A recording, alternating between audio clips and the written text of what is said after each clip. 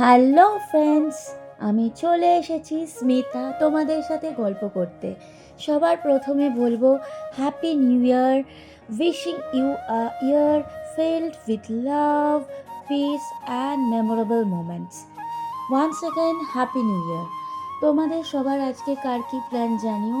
আমরা আজকে চলে এসেছি বাইপাস ধাবা ডিনার করতে, 31st নাইট। তোমরাও নিশ্চয়ই কেউ না কেউ কোথাও না কোথাও গেছো, আনন্দ করেছো, মজা করেছো। সবটাই আমাদের সাথে জানিও, আমরাও তোমাদেরকে জানাতে থাকবো আমরা আজকে কে কী করলাম। তো প্রত্যেকবার আমরা ফ্যামিলি গ্যাদারিংস অথবা ফ্রেন্ড সার্কেলে গ্যাদারিংসেই বিজি থাকি 31st নাইট। বাট আজ আমরা এসেছি আমি, আমার হাজব্যান্ড আর আমার ছেলে।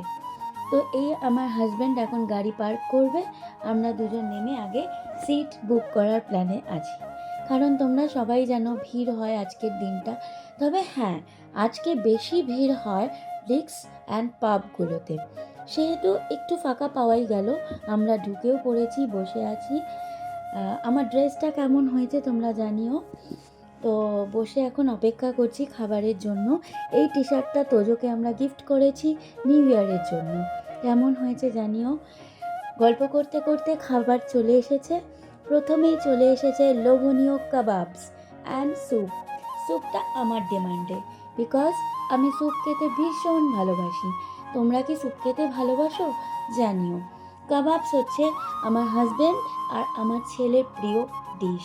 তো শুরু হবে এবার খাওয়ার পালা। তবে আজ যে অনেক খাবার অর্ডার করেছি সেটা কিন্তু নয়, বিকজ আমরা বাড়িতে অনেক দেরি করে লাঞ্চ করেছি আজকে, সেই জন্য একটু গুছিয়ে অর্ডার করেছি, বেশি কিছু নেইনি।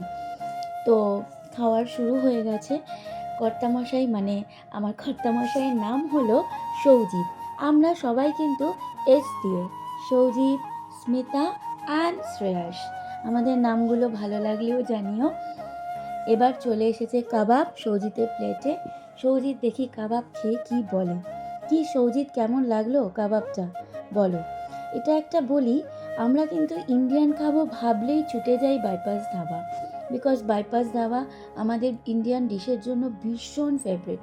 তোমরাও একবার খেয়ে দেখতে পারো যারা যারা এখনও আসোনি।